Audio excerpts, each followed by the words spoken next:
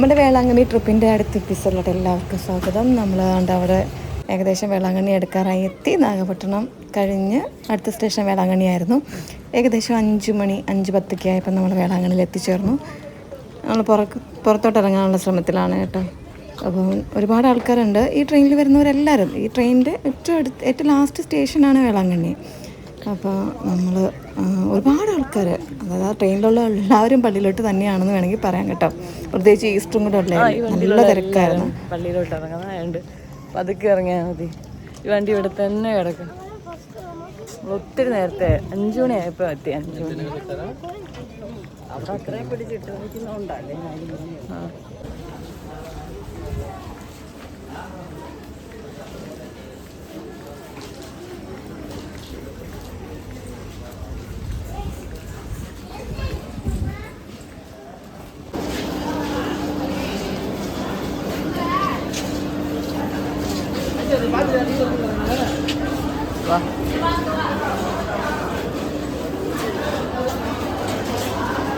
നമുക്കൊരു ഓട്ടോ വിളിക്കണേ.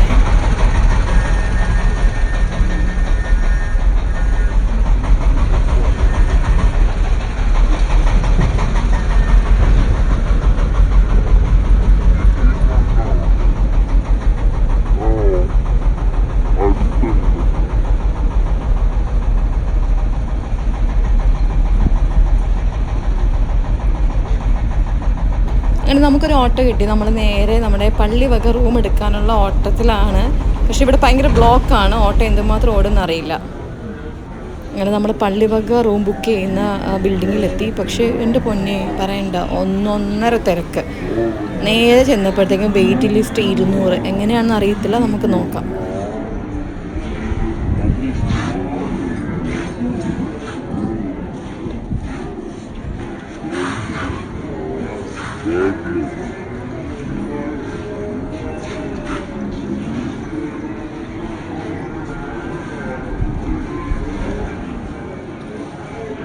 ഈ ഇരിക്കുന്ന ആൾക്കാർ മൊത്തം ഉണ്ടല്ലോ റൂമിന് വേണ്ടിയിട്ട് വെയിറ്റ് ചെയ്തിരിക്കുകയാണ്. അവരെല്ലാവരും വെയിറ്റിംഗ് ലിസ്റ്റിലാണ്. ആർക്കും റൂം കിട്ടുന്നില്ല.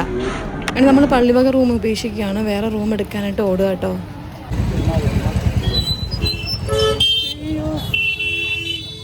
ഭയങ്കര പ്രശ്നമായി. റൂം കിട്ടാനൊക്കെ ഭയങ്കര ബുദ്ധിമുട്ടാണ്. ഇവിടെ പള്ളിവക റൂം നോക്കി ഞങ്ങൾ 5:30 മുതൽ വെയിറ്റ് ചെയ്യാൻ കിട്ടിയില്ല. വെയിറ്റിംഗ് ലിസ്റ്റ് 201 ആയിരുന്നു, കിട്ടിയില്ല. എന്നിട്ട് ഇപ്പോൾ ഒരു പ്രൈവറ്റ് റൂം നമ്മൾ വേറെ എടുക്കുകയാണ്. 1500 രൂപയ്ക്കാണ് പറയുന്നത്. നോക്കാം. ഇങ്ങോട്ട് പോയിക്കൊണ്ടിരിക്കുകയാണ്. അതുകൊണ്ട് നിങ്ങൾ സീസൺ ടൈം വരുവാണെങ്കിൽ ആ പള്ളിവക റൂം ബുക്ക് ചെയ്യാൻ നിൽക്കരുത്. പക്ഷേ ആ പ്രൈവറ്റ് റൂം ആണെങ്കിൽ അവർ ഡബിളും ട്രിപ്പിളും ചാർജൊക്കെ പറയും. അപ്പോൾ റൂമൊക്കെ നേരത്തെ തന്നെ ബുക്ക് ചെയ്ത് എല്ലാം ആയിട്ട് വരിക. ഇതിപ്പോൾ ഞങ്ങൾ കുറേ മണിക്കൂറുകളായിട്ട് ബുദ്ധിമുട്ടുകയാണ് റൂമിന് വേണ്ടിയിട്ട്.